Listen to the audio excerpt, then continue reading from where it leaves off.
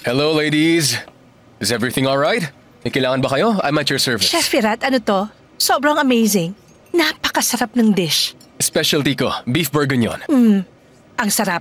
Ang sarap talaga, pero parang may idinagdag ka pang iba na nagpasarap pa sa dish na to. You're right.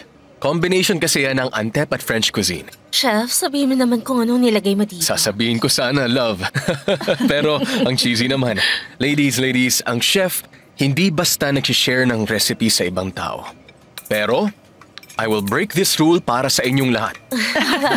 Ang sekreto ng dish na to ay tail fat. Hiniwa ko ang tail fat ng napakapino. Nilagyan ko ng Antep red pepper. At pagkatapos nilagyan ko naman ng pampalasa mom-style tomato paste at voila, ayan na. Ang galing naman. Masarap, sarap ha? May lasang di malilimutan.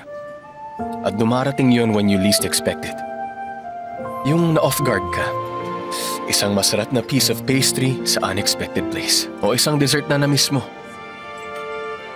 Na nagdadala sa atin sa childhood days.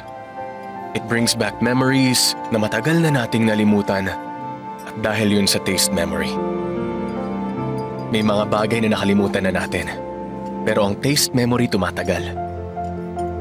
Hindi man natin to napapansin agad, nag-iiwan naman to ng malaking impact.